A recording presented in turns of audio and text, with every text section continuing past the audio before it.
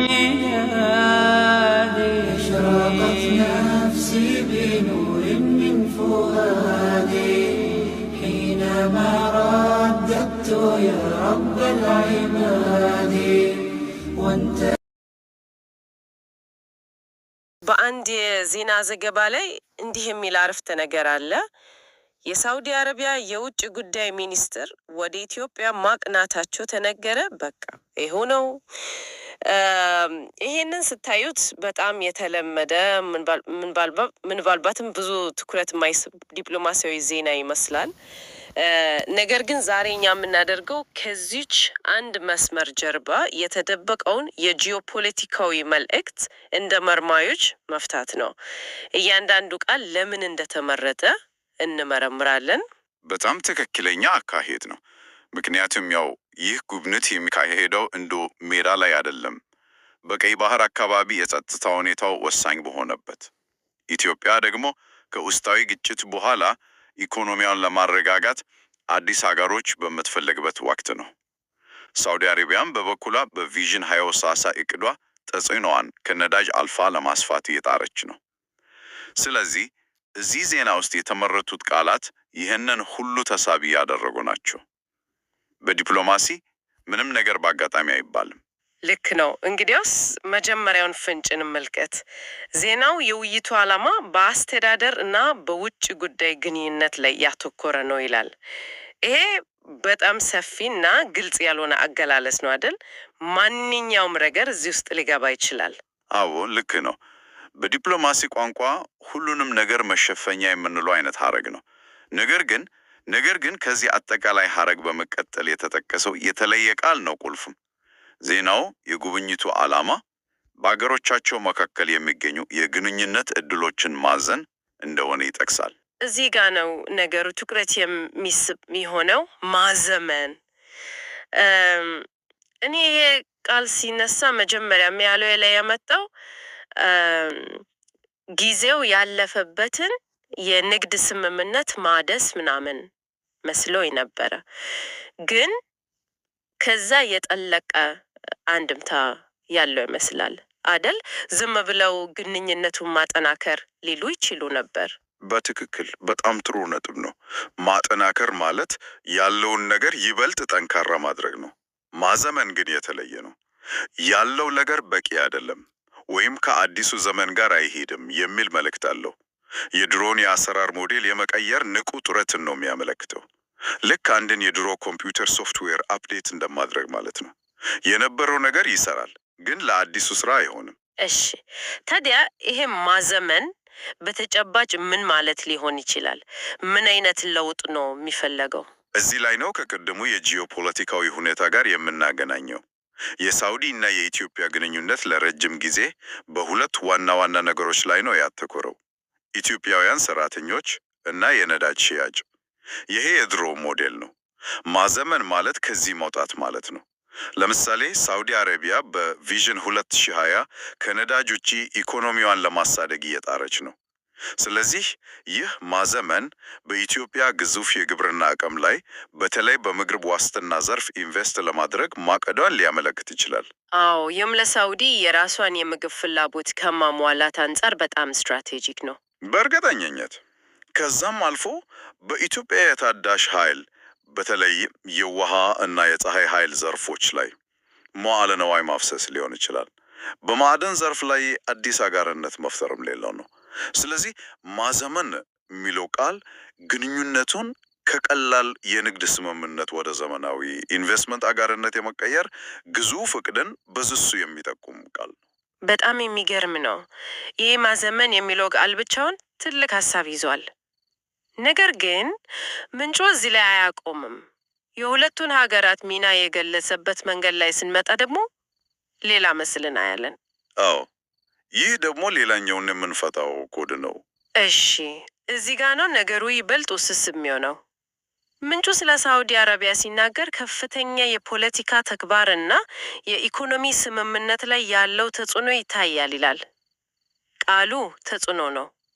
ወደ ኢትዮጵያ ሲመጣ ግን የተጠቀመው አገላለጽ ትንሽ ግር የሚያሰኝ ነው። በውጭ ጉዳይ ስር የሚኖርበትን ተግባር ማሳያ እንደሆነ ተገልጿል ነው የሚለው።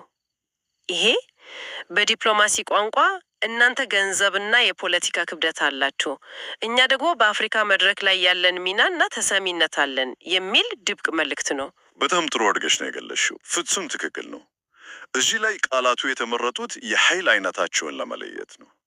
ተጽዕኖ የሚለው ቃል ለሳውዲ የተሰጠው በቀጥታ ውጤት የማምጣት ነገሮችን የመወሰን ችሎታውን ያሳያል።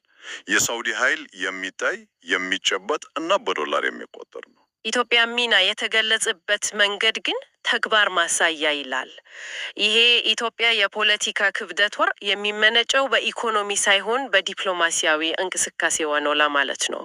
በትክክል የኢትዮጵያን ሚና ከተጽዕኖ ይልቅ በተግባር መግለጹ የኢትዮጵያ ጥንካሬ በዓለም አቀፍ መድረኮች ላይ ባላት ተሳትፎ፣ በአፍሪካ ህብረት ውስጥ ባላት ሚና እንዲሁም በቀጠናው ዲፕሎማሲ ውስጥ ባላት ታሪካዊ አሻራ ላይ የተመሰረተ መሆኑን ይጠቁማል። ማለቴ የኢትዮጵያ ኃይል በቀጥታ በገንዘብ የሚለካ ሳይሆን በዲፕሎማሲያዊ መድረኮች ላይ ባላት የመደራደርና የማቀራረብ ችሎታዋ ላይ ነው የተመሰረተው። ስለዚህ ምንጩ አንዱ ከሌላው ይበልጣል እያል አይደለም። ይልቁንም ሁለቱ ወደ ጠረጴዛው ይዘውት የሚመጡት የኃይል አይነት የተለያየ መሆኑን ነው የሚያሳየን። አንዱ የኢኮኖሚ ጡንቻ ሲሆን ሌላኛው የዲፕሎማሲ አእምሮ ነው እንደማለት። ፍጹም ትክክል። እናም ይህ አገላለጽ ሊመሰረት የታሰበውን የታደሰ ግንኙነት ባህሪም ይጠቁማል። ሳውዲ በኢኮኖሚ ስትደግፍ፣ ኢትዮጵያ ደግሞ በቀጠናዊ ዲፕሎማሲ በተለይም በአፍሪካ ቀንድና በቀይ ባህር መረጋጋት ላይ የበኩሏን ሚና ልትጫወት እንደምችል ያመለክታል። ያው አንዱ የሌላውን ክፍተት የሚሞላ የአጋርነት አይነት ለመመስረት የተሞከረ መሆኑን የሚያሳይ ስውር መልእክት ነው። በጣም ግልጽ የሆነ መጣ። አሁን የመጨረሻውና ምናልባትም በጣም ገላጭ ፍንጭ ላይ ደርሰናል። ዜናው ይህንን ሁሉ ክስተት ሲያጠቃልል ዲፕሎማሲያዊ ጉብኝት ከማለት ይልቅ አንድ ለየት ያለ አገላለጽ ይጠቀማል። ጉብኝቱን የግንኙነት ጉዞ ብሎ ነው የሚጠራው። ይህ አገላለጽ እኮ ከፖለቲካ ዘገባ ይልቅ ለፊልም ርዕስ ነው የሚቀርበው። ልክ ነሽ። ሆን ተብሎ የተመረጠ እና በጣም ስሜታዊ ትርጉም ያለው ቃል ነው። ጉዞ ስትል መነሻ እና መድረሻ ያለው ረጅም ሂደት መሆኑን ታመለከታለህ። ስለዚህ ይህ ጉብኝት በራሱ ፍጻሜ እንዳልሆነ ይልቁንም የአንድ ረጅም ጉዞ አካል ምናልባትም የመጀመሪያው እርምጃ መሆኑን የነገረን ነው። ስለዚህ ይሄንን ጉብኝት እንደ አንድ ምዕራፍ ወይም እንደ አንድ የጉዞ ማረፊያ ጣቢያ እንጂ በትክክል እንደ መድረሻው አድርገን እንዳንመለከተው ነው የሚነግረን። አዎ ይህንን የግንኙነት ጉዞ እንደምንለው አንድ ግዙፍ ህንፃ ከመሰራቱ በፊት የሚወጣውን ሰማያዊ ንድፍ ብሉፕሪንት አድርገን ልናየው እንችላለን። ይህ ጉብኝት ያንን ንድፍ በጋራ የመከለስ ያህል ነው። ዋናው የግንባታ ስራ ገና ወደፊት የሚመጣ ነው። ጉዞ የሚለው ቃል በውስጡ የረጅም ጊዜ እቅድ መኖሩን፣ ግንኙነቱ የት እንዲደርስ እንደሚፈልግ የተቀመጠ ግልጽ ግብ እንዳለ ያሳያል። እንዲሁም ግንኙነቱ በአንድ ጀንበር እንደማይገነባ ነገር ግን በሂደት በመተማመን የሚዳብር መሆኑንም ያመለክት ይመስለኛል። አዎ በጣም ወሳኝ ነጥብ ነው። በተጨማሪም ጉዞ የሚለው ቃል በውስጡ ውጣ ውረድ ሊኖረው እንደሚችልም በስሱ ያመለክታል። ግን ዋናው ነገር ወደ አንድ የጋራ መድረሻ አብሮ መጓዙ ነው። ስለዚህ ከአንድ ስብሰባ ውጤት ይልቅ ለሚቀጥሉት 10 እና 20 ዓመታት ሊዘረጋ የታሰበውን የግንኙነት ፍኖተ ካርታ ነው የሚያመለክተው። የተራ ጉብኝት አይደለም፣ አዲስ ስትራቴጂክ ምዕራፍ መክፈቱን የሚያበስር ክስተት ነው። እንግዲህ የዛሬውን ምርመራችንን ስናጠቃልል ከአንዲት የዜና መስመር ጀርባ ምን ያህል የተደበቀ መረጃ እንዳለ ማየት ችለናል። በመጀመሪያ ጉብኝቱ ተራ ዲፕሎማሲያዊ ክንውን ሳይሆን ግንኙነቱን ከስር መሰረቱን ለማዘመን የተደረገ ንቁ ጥረት መሆኑን ተረድተናል። አዎ ማዘመን የሚለው ቃል ከቀላል የንግድ ግንኙነት ወደ ዘመናዊ የኢንቨስትመንት አጋርነት የመሸጋገር ትልቅ እቅድን የያዘ መሆኑን አይተናል። በመቀጠል ምንጩ የሁለቱን ሀገራት ሚና ሲገልጽ የተጠቀመበት ቋንቋ አላቸውን አንጻራዊ የኃይል አይነት እንዴት በስሱ እንዳስቀመጠ ተመልክተናል። አንዱ የኢኮኖሚ ተጽዕኖ ሲኖረው ሌላኛውን የዲፕሎማሲ ተግባር እንዳለው፣ ይህም እርስ በርስ የሚደጋፈፍ አጋርነትን ይጠቁማል። ልክ ነው። በመጨረሻም የግንኙነት ጉዞ የሚለው አገላለጽ ይህ ሁሉ ነገር የአንድ ጊዜ ስብሰባ ሳይሆን ለወደፊት የታለመ የረጅም ጊዜ ስትራቴጂ አካል መሆኑን በግልጽ አስቀምጦልናል እና ይህንን ሁሉ ከሰፊው የቀጠናው የፖለቲካ ሁኔታ ጋር ስናገናኘው ደግሞ የበለጠ ትርጉም ይሰጣል።